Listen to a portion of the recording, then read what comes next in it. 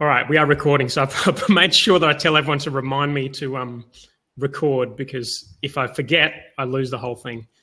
And it's not immediately obvious whether or not you're recording because it's red either way. But there you go. So welcome, Rob. So Rob, for you guys who don't know Rob, I've known Rob for a lot of years. I used to listen to This Week. I used to listen to Startup for the Rest of Us, going back to I don't even know how long ago. One of the best bootstrapped startup podcasts around, whether you're into software entrepreneurship, or really any kind of entrepreneurship. Rob is a real guru, the oracle, I call him, when it comes to bootstrapped businesses. He runs MicroConf in US and Europe, a really well-regarded conference for self-funded entrepreneurs. He wrote the foreword for my book, The 7-Day Startup. And the other thing I didn't talk to you about before, Rob, but you also founded a bunch of companies. And I think at this stage of your entrepreneurship journey, the one that people are going to recognize the most in this group is probably Drip, because even though it's the most recent, because a lot of people in this group are using Drip, including me. So yeah, that's my intro. Absolute legend. MVP is a term that we're going to be talking about today. Hopefully you guys know what that means already, but I'll get Rob to introduce a little bit of it. But Rob is really highly regarded around the world. I'm really stoked to have you on the call, Rob. So welcome. Geez, I'm blushing, man. Thank you. That was really quite an intro. I appreciate that. Thanks for having me. I'm truly honored to be part of this. I mean, there's only 10, 12 folks doing it, and happy that they think so highly of me. I know we don't have a ton of time. There's a lot to cover, I feel like. I know there's going to be a lot of questions that are already coming in. So I want to dive into MVPs. And I think, actually, before I do that, I think your intro was spot on, or not spot on. I think it was really, really good and covered, a lot of what I've done in the past. What I've done over the past couple of years is kind of divest myself from a few other applications, and I'm really focused now, all in on Drip and running MicroConf and the podcast. But I have built a number of MVPs over the years, and I've built an MVP most recently in software as a service, with Drip. I did an MVP for a book a couple years ago. I'll talk a little bit about that. I did an MVP for a conference. I don't know if you even know that story, but before we launched MicroConf, we validated the idea because you're on the hook for a lot of money when you launch it. And then I have friends who've done software, hardware, physical goods, all that stuff. So it's not just software, right? MVP can be anything. Yeah, that's perfect, because there's a lot of guys, a whole range of things that people are launching in this group. And I think the idea that like an MVP has to be like a cheap feature, like a low feature software product is something that we want to kind of quash. Yeah, it is. That is the myth, and it is not that. It is not a prototype. It is not a poorly built software product. This term was coined by Frank Robinson, who most people have probably never heard of. It was made popular by Steve Blank, who's very, very smart guy, and then Eric Ries later took it up and made it part of Lean Startup, which is how it became popular. MVP stands for minimum viable product. So the kind of the technical definition is it's a version of your product you can build with the highest return on investment versus the risk that it requires. And so what you're trying to do with an MVP is just validate your first assumption. And then once you validated that, then you try to validate your second assumption. So you have to go back and iterate, build another version of the MVP, and you continue to do it. So in theory, even though Drip is now almost seven employees with 1,000 plus customers, we are still building MVPs of individual features. We're still doing MVP versions of marketing approaches and that kind of stuff. So it's like you never kind of get out of the mindset or the model of launching things carefully and validating assumptions. That's what an MVP is about. It's about validating or invalidating an assumption that you made or hypothesis you have. So I think that if you take nothing else away from this entire session, remember this one thing: an MVP should not scale. An MVP should not scale. So let me give you an example of this. There is a website, an example of a software prototype or a software MVP. There's a website called crazyctr.com, and it's a SaaS app that allows you to create variations of ads. So I could take an image of my face, and if it's working on Facebook, you may want to create a bunch of variations of it that are warbly or have a red outline or have a green, whatever. There's just different things you can do to it to keep it fresh. Crazy CTR does that. All right. You sign up for it, you pay $15 a month. I used to use it, and you upload your image, and then it spits out 50 versions of it that are all modified, and you choose the ones you want. So the question I want to pose is, what, or hypothesize is like, what's the MVP of that service? Is the MVP of that service a very simplified web page someone comes in and logs into and it does the script on the back end? No, because that would in essence be a prototype. The MVP of that service is something that you're trying to validate the value proposition of Crazy CTR. The question you have before you start Crazy CTR is, do people even give a shit about uploading an image and giving back a bunch of variables? Are they willing to pay anything for that? Yeah. A bunch of variations.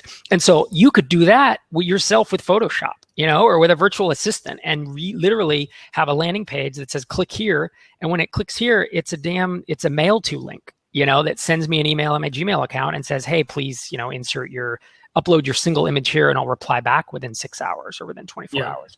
That's an example of a software MVP that has no software involved. Yeah. So, I like that. I'll give you a chance to talk. I have more to say, but yeah. Yeah, no, I was just going to, a couple of things I was going to say. One is if people could share this on Twitter, and Rob, if you wanted to, you can as well, on the tweet button there. It does a cool thing. It takes a little GIF of us and then makes us move like Harry Potter style and then tweets it, which is cool. Really? So thanks guys for sharing that. One of the examples I had in the book, which I thought was a cool one I came across, was a wine company that wanted to know if people buying wine online and getting a random unexpected wine in the mix would actually be enough to get them to sort of talk about it. Would that be a point of difference that became a differentiator that people cared about?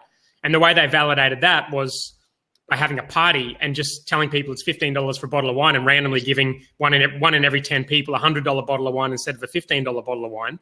And it cost them nothing. And and the idea that became the talking point of the party, which taught them that this idea of throwing in something unexpected was actually a feature that was really going to get people excited. Right. And so that's a perfect example, right? No, it's not a software thing, and it's very grassroots. It's just it doesn't scale, but it's just validating a hypothesis. That's it. So you can lose dramatic amounts of money. You should plan to lose a lot of time and money on MVPs. They're not something that is going to be profitable. Here's an example. There's an interesting example of a hardware MVP. Steve Blank talks about this, and he says, okay, so these engineers came to me, and they were drone engineers, right? They built unmanned aerial vehicles, and they wanted to build something for farmers to collect. It's called hyperspectral images, and they contain loads of information about health of plants and stuff. So the engineers said, our MVP is to buy this $5,000 drone, to write software, to put in engineering. It's going to be expensive, and it's going to take them months. And Steve Blank was like, that's not an MVP. That's a prototype. The MVP that validates because your assumption that you're trying to validate is, do farmers care at all about this data? Do they want to see this data at this cost? And so he said, why don't you instead rent an HD camcorder, hop on a plane, or rent a plane or a helicopter with a pilot, take the data and manually process it. Don't write, because you're supposed to do it with code, right? But manually process this and then hand it to them. And there you've actually validated a very complex idea that if you were to buy a drone or even manufacture drones, you're talking very, very expensive and time intensive, and you've validated it in 2 days for a few $1,000s. So that's an example of that kind of thing. When I validated my book, Start Small, Stay Small, that was the traditional MVP, which was or what a lot of people think about is smoke test. It was a landing page. And this was before Kickstarter. Now I would use Kickstarter, actually. But I put up a landing page, and I wrote a headline that said, this is for bootstrappers and blah, blah, blah. And I got 600 email addresses, and that to me was enough validation. These days, taking pre-orders would be even better validation. And that's what another physical product example is Manal, right? The backpack. Perfect validation. I know that they have the experience of building a backpack, but the very first time they did it, they probably had a prototype and stuff. Their MVP was not a prototype backpack. Their MVP was a Kickstarter page. That was what was going to prove or disprove their hypothesis. Because if they needed $50,000 to go to manufacturing with it, and they only got 25, they've invalidated their hypothesis, and they're done. So that's We're actually talking about crowdfunding this afternoon. We're doing a crowdfunding campaign for Black Ops on Pozible at the moment, and Alan, one of the co-founders of Pozible, is going to come on. So if people are listening or interested in that, then come on this afternoon, because I know the guys from Renal. I've actually they wrote me like a 4-page document giving me some advice for the Black Ops Kickstarter crowdfunding, and I'll give that to you guys this afternoon on the call. So that will be cool. I think with the MVP stuff, I guess the mistake people make is in the assumptions, and what they'll do is they'll do things like, someone else is selling this product, therefore it's validated, therefore I'll just need to go off and build it, and that's enough said. So I guess the message for me in what you're saying is really think about what are the core assumptions you are making when you come up with your idea or your business. Like, is it safe to make those assumptions? And if it's not, how easily and quickly can you test that, as opposed to just saying, like, how do I build a cheap version of my product, which could serve the opposite purpose, and quite often probably does, which is it turns people off because it just doesn't have the value to test. Yep. No, I would totally agree. We have a pretty good question from the Merrymaker sisters. Hi, ladies. It says, why Kickstarter? Just for validation or to create community too? I think I would do Kickstarter instead of, say, a landing page, because, a landing page just gets you email addresses, and Kickstarter actually gets you people committing money. I think that the other benefit of Kickstarter is it has a built-in community. So I had a friend who launched it wasn't a 3D printer, but it was kind of he's going to kill me for it, but it was like a woodworking device that did stuff I don't understand. And he said that some of the orders came from their community. A lot of the orders came just from people who are on Kickstarter looking for innovative stuff. And I'm one of those people. I'm actually on Kickstarter. I've backed 40-something projects through Kickstarter. I rarely hear about it through my network. I'm the guy just dumping. I'm backing tabletop games and all that kind of stuff. So I think you get some stuff from there. And then you do start to build a community for sure. You can kind of latch on to OPN, right? Other people's networks. I mean, that's what using Kickstarter would do. So good question. If we're happy to get into questions, I had a call in and I didn't respond, so sorry to that person. But if you guys want to call in, we'll have a crack at that and see what kind of quality we get. Otherwise, feel free to ask questions in the sidebar. If you got questions about your own projects, there's a bunch of questions in there already. If you've seen them, Rob, you can answer, or I can fire some of them at you. Yeah, sure.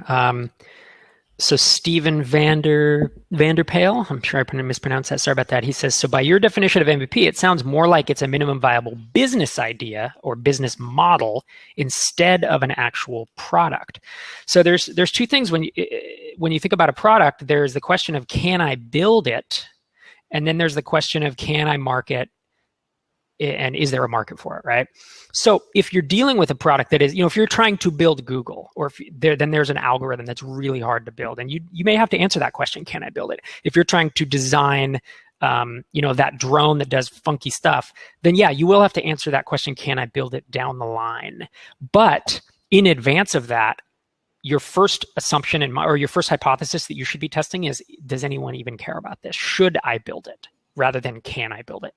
I think you should, and I think you should test them in that order. Should I build it? And then, oh, hey, I should. Now, can I? Right? A friend, Justin Vincent, actually from Texting Podcast, validated, should I build it? He went out and asked some folks. He was doing a kind of a transcription service that was all software only, and he went and validated it. And people said, yeah, I would pay for that. And then he went and tried to build it, and it turns out the technology is not there. So he basically told the people, sorry, I can't build it, and he shut it down. But better to everyone makes the mistake of swapping those and trying to say, can I build it? Because we all want to build stuff. Building stuff's the fun part. Marketing and sales, who wants to do that? There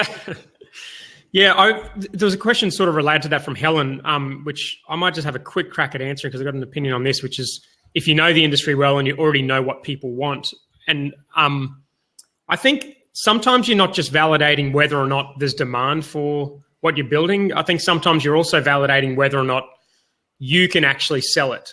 And the equation of whether you can sell something is very complex, and it's got more factors than just, do people want it? There's a whole lot of stuff in there that is very intangible, like trust and authority, and what your marketing funnel looks like, what your marketing style looks like, what your audience is like. So I think you can validate whether you can sell it, even if you know there's demand for it. It's worth thinking about, just testing whether or not you can actually sell it. I think that's a good point. There's another question from Gerald Spone, and he says, for a subscription box service, so I'm assuming he means something like CrateJoy, that CrateJoy would do. Would an MVP be a very basic collection of your products or something else?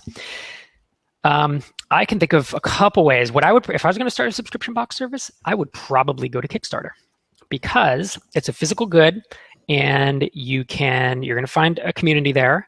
Hopefully you have a little bit of your own community or network, and you're going to need a minimum cost to get it started. So you can say, if I get five grand, then we'll start this. And the Kickstarter would basically be for the first 90 days of it. First 3 months, is that worth X dollars to these people? And then it forces you to really sit there and think through what's going to be in the box, get the pictures of it, figure out your cost. I mean, these are interesting things. You could do a landing page. Landing page would be a simpler way to do it, but you don't get that purchase commitment. And that's where, I don't want to keep harping on Kickstarter. I've actually never used it, so I don't want to act like I'm some expert, but with physical goods, I really think that that's the way that I would lean. With software, I would not. Someone asked a separate question about if you have a SaaS app you're trying to validate, how could you use Kickstarter? And the answer is I wouldn't. Whenever I validate my apps, I do it through landing pages and then I interact with the list, build a launch list, basically. Yeah, Kickstarter doesn't seem to be all that good for software. No, I haven't seen much software aside from some Dungeons and Dragons like tabletop emulation. But B2B software, nah, it's not gonna be the place right now. I had a call in from David Scott Kane, but that quality wasn't too good, so not sure what happened there. I got another one. Okay. Boy, Vino Freakism, I like that handle. So Vino Freakism, yeah, look at that. If the call-ins are taking their time, just feel free to answer any of the other text questions on there. Cool. Let's see. We have Larry. Thanks for the question. Larry Laval. He says, how does the MVP for a consumer biotech startup look like? Let's think about this. So the question is, should you build it and can you build it? And with a consumer biotech startup, I think the can you build it is going to be a big piece of this. Should you build a consumer biotech startup? Man, focus groups. I genuinely don't know how you're going to do this one. If it's something, it depends on what it is. So if it's something that you're going to be selling direct to consumers, I would actually think about doing Facebook ads as a test and figure out the consumers who would be ideal for this. If it treats an ailment or something, and I know sometimes Facebook ads are a bit dodgy with allowing you to advertise cures and stuff. But so I would think about trying to find an advertising play to where you can get quick feedback. It's not going to be profitable, right? You're going to lose your ass on it, but that's not the point. You're just trying to validate if anybody wants this. If you're going to be selling like biotech selling direct to doctors or hospitals, then you're talking about like enterprise sales, and that's going to be a whole different validation path. And then I think again that there's a separate question: can you build it? And that's probably beyond my expertise at this point. Yeah, right. Drew, you got a question, buddy? Yep. Hi, Rob. How do we build an MVP for a marketplace? I mean, using a WordPress plugin is very quick for you to set it up, like a prototype more or less. But how do you do an MVP for a marketplace? Yeah, that's a really good question. Is it at all possible for you to emulate one side of the marketplace? Like, if you can tell me specifics of what the marketplace is, might help me out. Yeah, it's like Coursera, but for physical training. Okay, so you want course creators or authors, right, to produce the courses, and then you want people to come in and pay a monthly fee or per course. Is that the idea? Yeah. Okay, yeah, so that's actually a pretty easy example. I would take a little bit of money. I would go hire some people to be the author side. So I would just pay for the courses up front. A handful of courses across some different disciplines, and then test to see if you can drive traffic and sell them. Now, a little bit simpler way could be to without even having the courses created, you could try to do a landing page. I mean, there's a precursor to that. And that may be the first, if you think about what your marketing channels are going to be, they're probably going to be either like Facebook, Twitter ads, or it's going to be social stuff, or it's going to be content, right? Those are going to be the ways you're going to do a B2C service like this. So you could start that content engine now and start generating enough of a subscriber base that you could then ask them, and start pitching and say, hey, we're going to have one course created on this. That's going to take more time. So, right, you're going to take you 6 months to get that ramped up. If you have a little more money and you want to short circuit that and do it quick, then you can hire people to create these courses for a reasonable price and jump to that step, realizing that you're risking a little more, but not that much more. We're talking $5,000 and you're going to get there faster. So it's up to you how quickly you want to move with it. Great. Thanks. So thank you very much. Absolutely. Yes, thanks. Good question. Thanks. At Find a Great Nanny, how's your audio? Can't hear you. Oh, muted. Can't hear you. Either muted or quick fix would be to unplug the headset, but otherwise quitting Blab and you have to unplug it if that fix is going to work. Otherwise, you might need to restart and check the sound settings. But we'll come back to you. I'll let a couple of others. Alexi, how's your audio? Hey guys. Hey, sir. Hey, man. Yeah, I can hear you. Can you hear me well? Yep. Good. Okay, cool. Basically, thanks guys for answering my questions, and I have one more related question. It's like I want to still continue to talk about SaaS, and basically my question is, if you build, let's say you build in SaaS service, but you don't have exact product yet, so you create a landing page, and there is, I think, different tactics. There's a way you can collect email addresses. Like first one, you can say, or you can have a page, you can describe the value of your product and ask people to put email address. Second, my understanding is you can, like, you remember like early in the days, Google does like request invitation.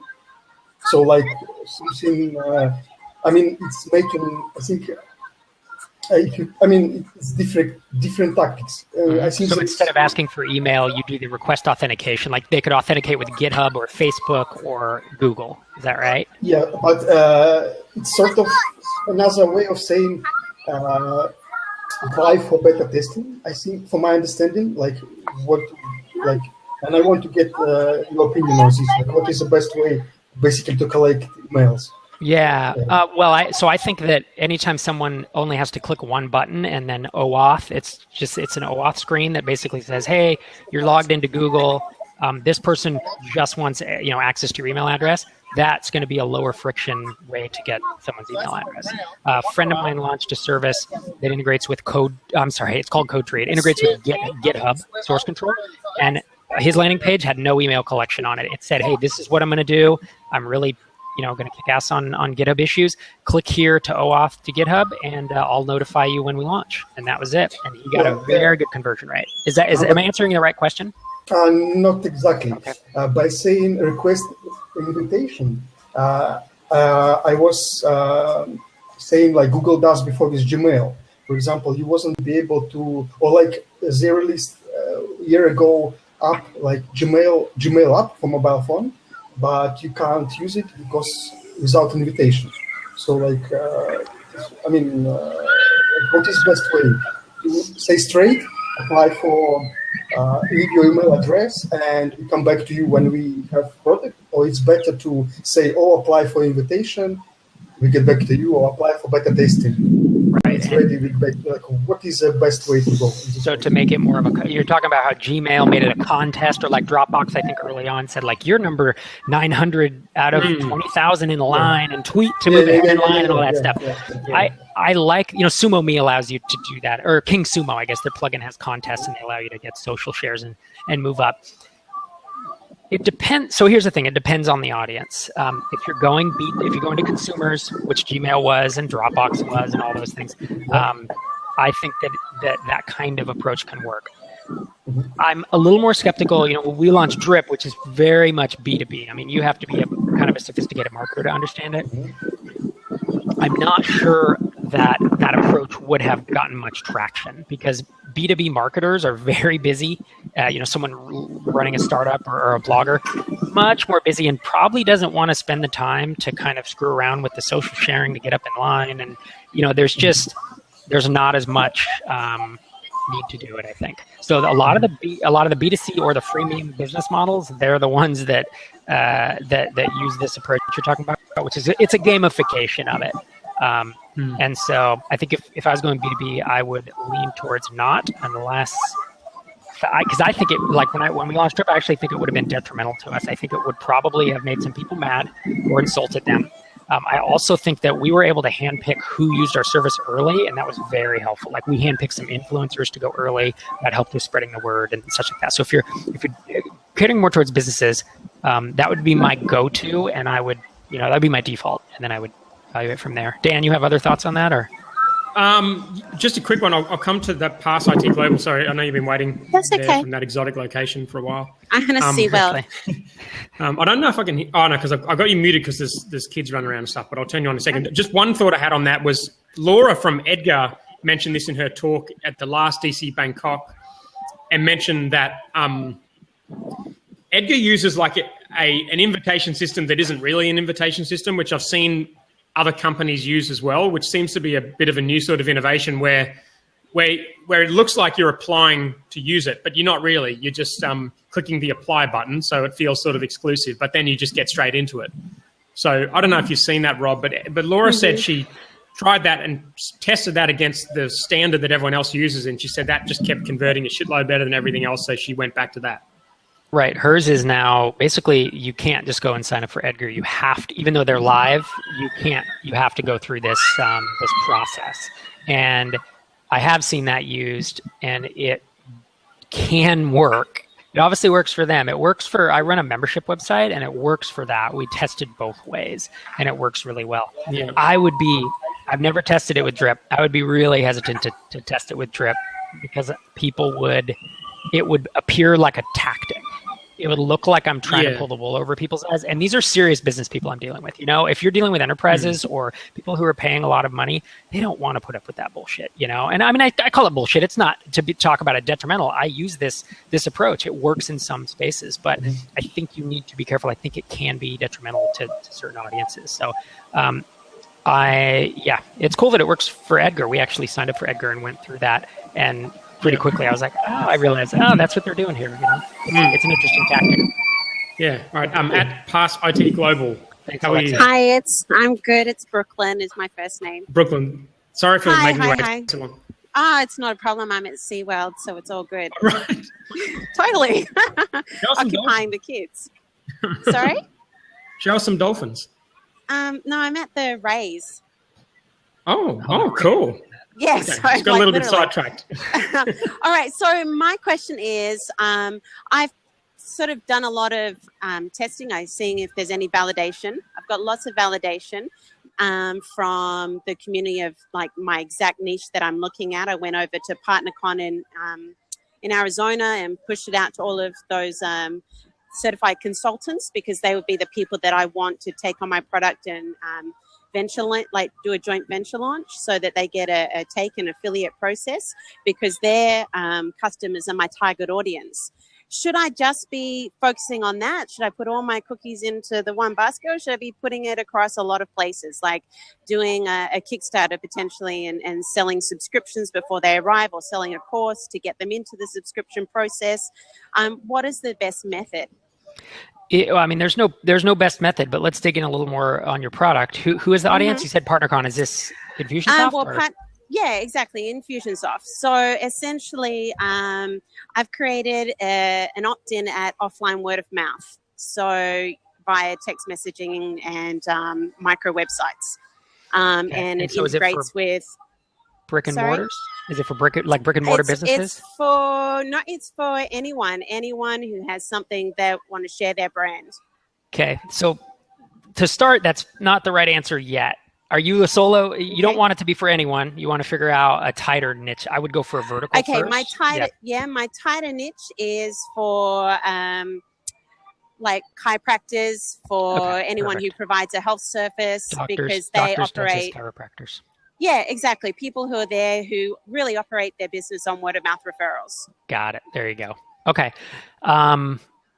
And you've talked to partners who sell to them? Have you talked to any doctors, chiropractors, or dentists themselves? Yes. Okay. How many? Yes. Approximately. Probably around about 70. Okay. And approximately how many of those have said, yes, this is, I would love to pay for this? Probably about 50. Okay. And the holdup is some didn't want to get that complicated with they're not interested in building a list or doing any form of email marketing or anything like that. So even though it's good to pass it on, they're happy with the business card. Got it. And so you have access, you've networked with partners who have access to that audience, that exact audience of dentists and Well, to me, I mean, it seems very clear that I would absolutely be putting all my eggs in one basket at this point. If you're a solo founder or just even if you have a partner and you're bootstrapping, you only have so many resources. And so if this is your in, you have that's your competitive advantage right now. Because even if I wanted to launch the exact same thing to compete with you, I don't have access to those people. So I would go all in plus on that network and I would launch the hell out of this thing. If you can pre-launch it, that would be great, right? And try to get people to buy in advance. If you don't feel like that's possible, without knowing all the details of your product, it's hard to say. But if you don't feel like that's feasible, then get that V.9 out, the kind of a beta version, and start getting people in using it. And running a Kickstarter or any type of thing for that audience, it's just not. It's not something that's going to resonate. So I think you're on the right track, and I think your detriment or the mistake you could make here is trying to do too many things. Hey, I want to do a landing page and a Kickstarter and do this thing. You have a fantastic in there that I think is a no-brainer approach. So okay. And as far as from one point to the next, all right, so my bigger vision is to sell. So you can sell, like build the company up and then sell it to somebody like Infusionsoft or whatever? Okay. Absolutely. And they've already shown interest. So... is the step like they've made they've put out the thought that they want it to be native to their product, but they want to see social proof. So how many do I need to satisfy social proof? They've got 30,000 users. What is the magic number? Is it 1,000? Is it 5,000? What's the magic number? Well, I mean, only they will know, but I think rather than a magic number, I think, it being like a ratio of, these partners marketed it to 3,000 of their clients and 1,000 of them are on board. We converted 1/3 of the people we talked to, or here's our funnel and this is what it looks like. Even with only a few hundred customers, if you show me a funnel that works, that's gold, because Infusionsoft can 10x that or 100x that overnight, right? They don't need the volume. That's right. They need the numbers along the way to work because they have the volume already. So, okay, that's good. Awesome. Thank you. I appreciate your time today. Sounds great.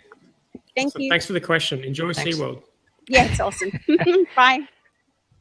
So I had the sunset cars came on yesterday twice, and every time they came on, the whole thing crashed. So and I just called in again. I'm just not. I know it's crazy. I'm not game to actually click the yes button. So I've asked them to ask the question.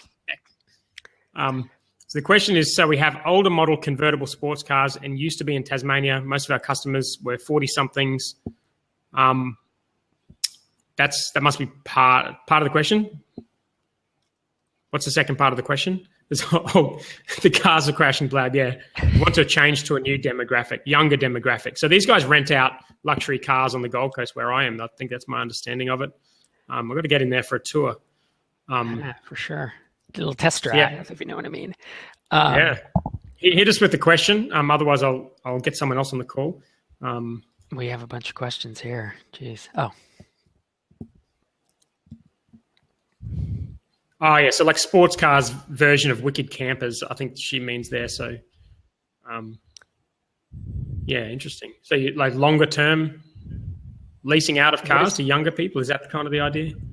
Well, I don't know what Wicked Campers is. What is that? Oh, like it's like renting out camper vans, but they're all like really dodgy ones with graffiti and shit on them. And it's a really successful business in Australia. Got it. Okay, so it's dodgy campers and rented for just like a week at a time or something? Yes, for holiday people. So I think Sunset Cars are saying they want to aim at a younger crowd, but with really good cars, I guess, for a longer period of time. And how do I test the MVP for something like that? That's the question. Whew, okay. Younger crowd. Well, where are we going to access a younger crowd? It's going to be, I mean, if you're looking at 18 to 22, then it's going to be colleges. If it's going to be, which sounds dangerous to me, with them driving your car. Like I was such a crappy driver when I was that young.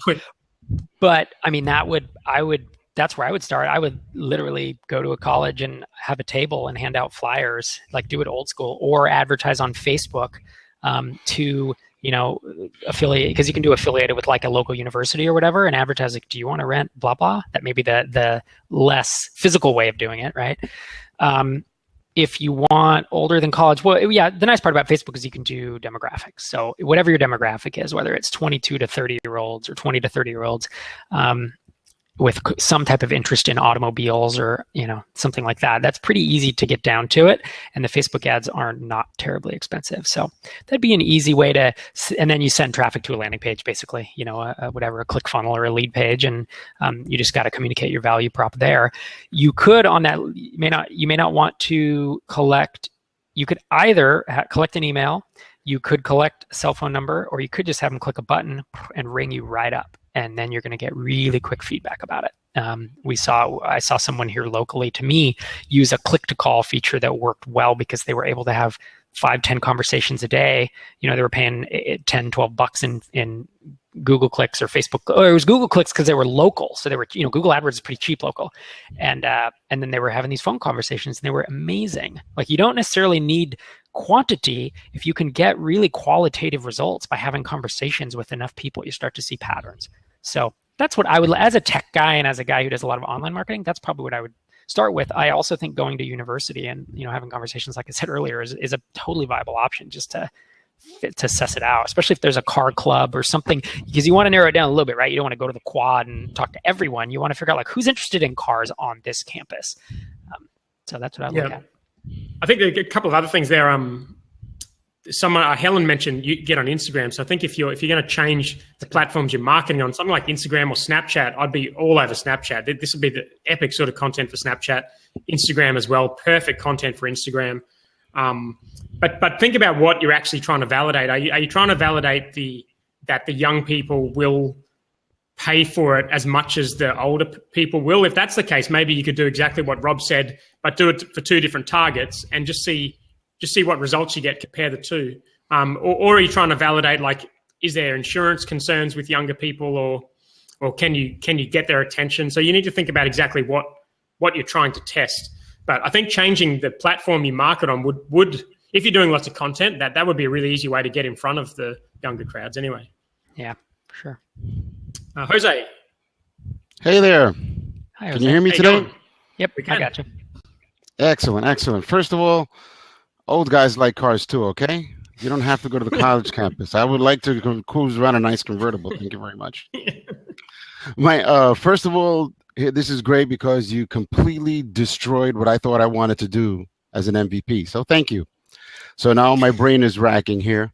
That's good because, you're starting off, you want to avoid as many mistakes as possible, I guess. So it's a good thing. You made me think of something because what I want to do is sort of a disruptor in the industry. It doesn't quite exist. It's very tricky to explain to someone without ginning up fear because it's an insurance related project. Second you say insurance, people's eyes glaze over and they do this stuff, but it's an insurance related product. Now my thought is I want to it's a renter's insurance product. Basically you have an insurance claim, right? There's certain things you need to give the insurance company in a particular order to help yourself get the most money for your claim, right? So there are a lot of management companies require insurance for the lessees. Is there a difference in having an MVP for an enterprise level organization, right? You want to go to them and say, hey, look, help your renters have more success with their claims, right? So you would have to have something functioning more than just a concept for them to buy in and put their backing behind it. So what would the difference be there? Pitching to an individual an MVP versus an enterprise or a large group I mean, to me, it sounds like and you can correct me if I'm wrong, but the hypothesis you want to validate is, can I sell this thing? Because if you can sell this thing, you can build the insurance on the back end, right? That's kind of the tech part that is possible. So I think that if you were to approach property management companies, like you said, it's an enterprise sales job, and approach 10 of them, 20 of them, 30 of them, and present this idea and say, look, this is what we're putting together right now. Is this of interest? You're going to get a yes or no, even if you haven't done anything on the back end. Even if you find out later you can't even build the product, what more do they need, right? They probably need details of how it's going to work, but they're not going to know if it exists. So that, to me, is where I would start it. You're trying to validate, does the sales model work? How much effort? How long is it going to take? And are they interested at all? That's where I would start. Does that answer your question, or did I miss anything?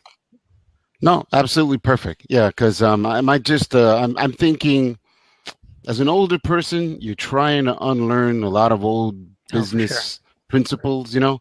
Trying to unlearn a lot of stuff that over time is shown to be cumbersome and too much. Mm-hmm. And so that's this is an old dog trying to learn new tricks, folks. Sure. But when I'm willing to learn, I'm willing to try, and I'm willing to go for it. And thank you. Let other folks get in here and get their questions asked. I appreciate you, Dan. Appreciate you, Rob. Thanks again. Great, man. Thanks for coming. You, man. Great question. I like this question from Find a Great Nanny. They're doing an in-person parenting course. I think it's the Triple P parenting course, if you're familiar with it. What's a good MVP for launching the training? Do you guys mean the this was the person that called in before too, by the way, with the bad audio. Do you guys mean an MVP for the email? Like the free course, I assume, is some kind of email course, or because if you want actual in-person one. Because the question is, I want to expand my mailing list and get my business name out there. I want to do this through offering a free, well-recognized parenting course to parents. That sounds to me like it's an online video course behind some type of paywall or opt-in wall. But I think they're ultimately, I think they're selling an in-person training. Right. So I think let me start by answering what I would do, and they can correct. Free course can be in-person or by webinar. Can be interesting. You would give a free course. Yeah, that'd be great. The free in-person course sounds like a lot to do. I mean, let me throw this out just as an idea. Since it's a course and not a consultation implies one-on-one, right? That you need to do customized things, a coaching course, right? Or I'm sorry, not a course, but a coaching or a coaching session. But if you're doing a course and you have a predetermined outline and you can just present it in front of a camera or a webcam or whatever it is that you have and get it up on a platform like Gumroad or Udemy or Udacity, and then put a price on it, but then give it away to people on different forums with a coupon code, give it away to everybody on your Twitter stream, give it away to whoever and say it's free for a week or free for 2 weeks, free if you come sign up for our mailing list, anything like that. That's probably where I'd start with this, is to put it together where it's repeatable and you don't have to do a webinar every time you want to do the course. If you really want to list build, make this an opt-in reward. And you can either give it free when they opt in directly to your website, or you can say, look, this course is $29 over on Gumroad. And it actually has a price, and you can sell copies. We do this with Drip, as we put out ebooks, we put out video courses with Patrick McKenzie, and we do sell them, and we make a shocking amount of money from these things that we don't really want to monetize. They really are opt-in leads. And everyone who opts in and does a demo gets one or both of them free and that kind of stuff. But they have generated a tremendous amount of leads and built our list. So do you feel like I've answered the question, or is there more to it? Yeah, no, I think that's good. Like for something like this, I would actually be... So on 7daystartup.com, I have a free video course, and I know that can just run on autopilot when I'm not doing the challenge, when I don't want to do webinars. That free video course is something I was selling, and then I just gave it away for free. I know that will just run on autopilot, and there's a funnel at the end of it which pitches the community. I know it works. It doesn't work as well as doing a webinar, but it's something that will run nonstop. So I would be doing that, and I would also probably be doing a webinar, just because for this kind of thing, you really want to get face to face with someone. In person for free seems like it's going to cost you a fortune and not really scale. It doesn't scale very well. Yeah. I think I'd also be selling this course, like with things like webinars. You'll get people from all around the world. If you're putting content out it's going to be really hard for you to build a big audience around this really broad topic that has worldwide appeal. But then the only way to monetize that is to have a little workshop in Brisbane. I'd be thinking about ways to sell to all the people all around the world who have this problem, if you can. If they can come to Brisbane, that's like the most expensive option. But for everybody else, there should be something you can sell them. Right. And I would think about it as a three-step process where you're putting out some content that's totally free and they don't need to opt in. So that's either a killer blog or a killer podcast, maybe a killer Snapchat channel. But for these, it's a blog or a podcast based on what you're doing. Then you have that second phase, which is the one we're talking about, where it's a course and it's solid. But even if it's only a 30-minute video, if it's got awesome content, it's worthy of, you put a price on it and people will pay for it. And then you give that away in exchange for an email opt-in, essentially. Then you have the third layer, and the third layer is an expanded version of that course, something more in depth, a personal consult, an in-person, whatever it is. And that's the one you charge even more money for. But that's kind of the three-step funnel that I would set up for this. Yeah, I think that's good. Nathan Chan's going to be on Saturday to talk about the funnel he uses for Founder Magazine. Absolutely crushes it. And effectively the same thing. He has a bunch of free content he puts out daily on Instagram. He has a free ebook, which is a small version of how to do well on Instagram. And then he has a paid product, has like a webinar you can come to, and then a paid product at the end of it. And that funnel just runs. He does one webinar every couple of weeks and just sells it. The other thing you can do is do one video out of the course. If you're worried about, like, if you want to put all the effort into a course, you don't want to give it away for free, you could just do one video out of 10, give people a taste for it. That's the free version. It's something generic, so it's going to help them. And then just sell the remaining videos or something like that. I hope that was useful. I'll see if I can get a couple more. How much time you got, Rob? It's 45 minutes in now. Yeah, I got about another 10 minutes. I got to go pick up my kids. 10 minutes is perfect because we got to ditch out of this thing in 10 minutes time and get into the next session with Tom Walks about book marketing. Cool. Hanny. Hey guys, how you doing? Hey, nice to see you. Very well. Good. Quick question. I did a bit of cheating. I kind of skipped the validation part, and I'm going to a beta. And my question is, do I do a free beta to test if people are willing to pay as a validation at this point in the game, or do I give it away for a free or a paid beta? That's really my question right now. Yeah, this is a pretty common one. Tell me a little bit about the app. Is it beta small b? It's I guess it's more for podcasters, content creators. So okay, and business owners, yeah. Yeah, so kind of prosumers often, right? It's like one step above consumer and typically below business. And do you have a mailing list or some type of list of folks who are interested? I have a small list, but I do have a few WordPress plugins that this can be an upsell. So I have a customer base and I already have the trust with them. So I already have an audience in that case. So, have you already communicated that the beta would be free or not or anything like that?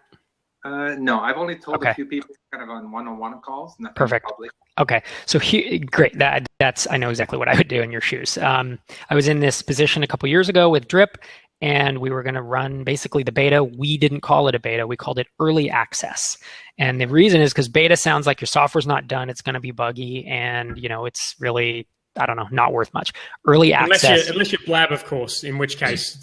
Of course, I was not trying to insult blab. Suddenly my audio feed gets cut. Lightning strikes me in the conference room. But so you call it, you could still call it a beta if you want to, but you consider calling it, we're going to have an early access for this product. This is a value proposition. You want to try to boil that down into one sentence. This is exactly what it's going to do for you. It will ultimately cost X dollars. And you need to figure out if you know that X dollars already, then put it. If you don't, you need to have more conversations and figure that out before you do it. Because the first time we let people into Drip, I had this exact conversation. It was typically via email, one-on-one, and I'd say, hey, we have this thing. I know you want to use it. When this is all done and you've gotten value out of it, you're going to pay $49 a month. That's what we're going to charge. But for now, it's going to be free until it provides value. And for some people, they got in and it took 3-4 months. But we were working one-on-one and they were like, well, it doesn't quite have this plugin I need, right? Or it doesn't integrate with Stripe yet. And so we'd build Stripe. And then we'd see them using it more, using Drip more. And then da-da-da. So we were just, that's hustle, right? That's the early founder entrepreneurial, like getting shit done quick. And so That's what I would consider. It's not, you're going to put in a lot of non-scalable time at that point because you're going to be dealing one-on-one emails, maybe some Skype calls, and you're going to be building features for people to try to get them all built. But up front, everyone should have the expectation, in my opinion, that they will pay for it eventually. I would not give the beta away. The reason is that if you say, hey, this thing's free, you get a bunch of people who will never pay for it, and you don't want their feedback. It's more of it's not the money. You're not going to make a profit on these guys. You're going to put in tons of time and you're not going to make money, but it's that you want the right people to be requesting the features. You don't want the freemium seekers to request features because they will waste your time and you'll build shit none of the people who want to pay for care about. So awesome. Yeah, that makes total sense. Awesome. All right. Thanks. Good luck. Good question. Thanks for your question. Yeah. Thanks. Probably have a couple of these text questions because it might be a bit easier to answer them quickly. Is there any of those that jump out at you, Rob, the text ones? Yeah, Alexi asked another one. What is the best way to validate a SaaS platform without spending money on ads? Number one, have landing page. Number two, find, talk, connect with potential clients who might be interested. Those are the two main ideas in my head. What else can you think of?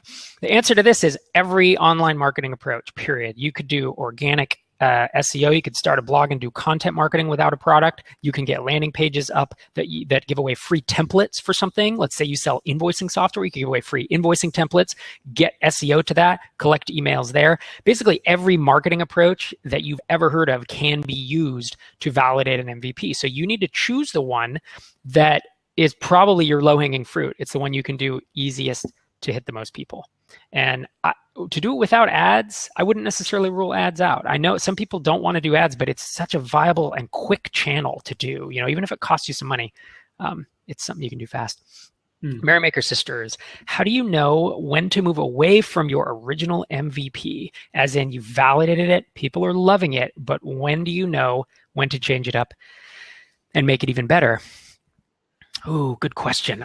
I'm trying to think if there's a general answer for this or if it depends, I think in the example of, let's say the person who asked earlier about a subscription box that they're going to send of their, whatever they're cooking or something. That MVP, like I said, would probably be a Kickstarter or a pre-order process. And so, it's pretty easy to see when to move on from that one. It's when the pre-orders are in, right? I mean, then you're going to move and have to produce the thing and move on. I think with software, it's at the point, or actually, software or a productized service, I think it's at the point where you are overwhelmed and you can't scale it anymore using the means, because typically it's human automation is the phrase I use. Typically it's a VA or it's yourself that's doing this stuff early on, because you don't write a bunch of code to do it, you're trying to validate it. And so when you get to the point where you're just like, good God, everybody's paying us, we have 10 customers and we just cannot keep up. That's when I would seriously think about hiring someone to start automating piece by piece of what you validated. Yeah, I think the product they're talking about there is that they do like a quarterly challenge. They do like paleo. Well, I shouldn't say paleo because I just wrote a blog post about not being paleo, but it's mostly paleo, not paleo. So they do like health and happiness blogging. And they do a challenge where they help people with expert webinars and daily meal plans and that kind of stuff. And I think because you guys have done it twice and you've got a couple of hundred paid people on each one, it's quite clear that this is something you can sell to your audience. Like they've done really well with it. So to me, it's like that's plenty of validation to say that this is something that the audience wants, and you should kind of start to automate parts of it because you've done it twice and you've been able to sell it, to 200 or 300 people each time. Cool. Another question from Sylvester Madej. He says, I want to create a productized service for creating landing pages, a one-stop shop for creation, configuration of all the services like Google Analytics, MailChimp. He didn't say drip, but I'll throw drip in here. Should I create tiers in the MVP or just create one offer to see if there's interest? So to clarify, this is not software. This is a productized service where he's going to tie in a bunch of software, probably do split tests, probably write the copy, do that kind of stuff. If I were to launch this, I would have one tier at the start. And I would actually, maybe I wouldn't. Maybe I would have two to try to price test this thing. So it depends on who you're talking to. If you're having one-on-one conversations, I would ask in the phone calls. If you are going to send ad traffic, I would probably have multiple. was thinking to keep it simple early on, but then if the price isn't the thing, then you're going to lose people. But if you have a $300 and a $600 and a $2,000, then you can start seeing who signs up for which one. So I think you could validate two things, both the idea and the price at the same time. You just got to start figuring out which thing. The hard part is figuring out which things go in which tiers, and that's going to be the challenge, I think. Okay, cool. All right, so we are going to have to head off onto the next call, which is on a different link for people, which I'll post in the comments. But one more question, if we can, because it's about drip, and we haven't talked about drip yet. Sure. Paul had a question, which just might be interesting. It's sort of on topic, but it also enables us to talk about drip. Where is this question? If I can't find it, I do remember more or less what he said, but I'll try and bring it up. Here it is. While you're doing that, I will paste a coupon code in the chat. If anybody does want to try Drip, it's email, it's marketing automation software. It's email marketing. So it's a step above MailChimp. We're almost to feature parity with Infusionsoft. We're at feature parity with ActiveCampaign at this point. So a lot of good email stuff. Dan uses it. Merrymaker sisters who were here earlier use it. And we normally have a 21-day trial. The coupon code that I put in here gives you double the trial. So you get 42 days, but give it a try and let us know. Cool. I could also, the other thing I could do with Drip maybe is if you guys want to I could just get on and show you my installation of it and show you like the funnel I'm setting up for the course and how I use the campaigns and tags. If you guys are interested in something like that, it would be very easy for me to do that. So we could do that another time. Cool. But maybe have a crack at Paul's question. Here's the URL for the next session too, guys. Cool. Paul Holland, he asks, Drip question, who do you see as the biggest competitors to Drip and what are the advantages of Drip over them? So it's interesting. I mean, the biggest competitors are the email newsletter services like MailChimp and Aweber. Those are the ones we hear a lot as people are outgrowing them when they feel stifled and like, I'm like hacking this together. It's just not working. This multiple list approach isn't working. We get a lot of refugees from both of those. Even with the automation they've added, it's still just not at the level of these higher tier marketing automation providers like Infusionsoft, Ontraport, and ActiveCampaign are typically the ones that are really compared to us. And the advantages of Drip over the smaller guys, or not the smaller guys, but MailChimp and Aweber is that automation was baked in from the ground up, and you can do just a bazillion automation things that you can't do in either of those guys. I know we're short on time, so I won't go beyond that. We're launching a visual builder that's very similar to like ActiveCampaign and Infusionsoft, but it's better. We combine the best, in my opinion, the best of both of them. And so that's going to be our advantage, is that our visual builder rocks. Our UX and usability is very, it's a lot easier to use than an Infusionsoft or an Ontraport. And compared to ActiveCampaign, we're about the same price, a little cheaper, and then we're a lot cheaper than Infusionsoft. So we start at $49 a month instead of the $300 a month. Well, one of the big ones about Infusionsoft is, because I actually use both. We use Infusionsoft for WP Curve for everything. I use Drip for 7-day startup.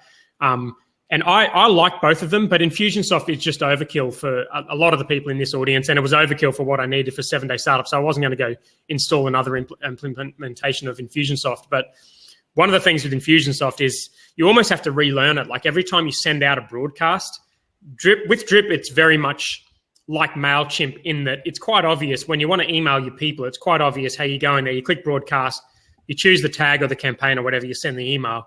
With Infusionsoft, it's almost like if you don't do it every single week, you have to relearn how to do it, or you have to write down the processes for the most basic things like adding a subject and stuff like that. It really is, I like Infusionsoft, but it really is hard work. And there's that friction that you have when you're like, shit, I need to email my list. And you go in there and you're like, I can't even work out how to do that. So I think that's the benefit. If you like it, you need to be fast and agile, you want that automation, then something like Drip is a really, really good solution to that. Sounds cool. I appreciate that, man. I'll paste in someone asked for the coupon code again. I pasted it in again.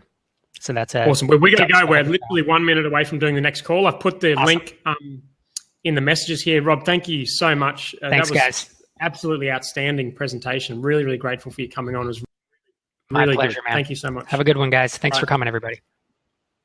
See you soon.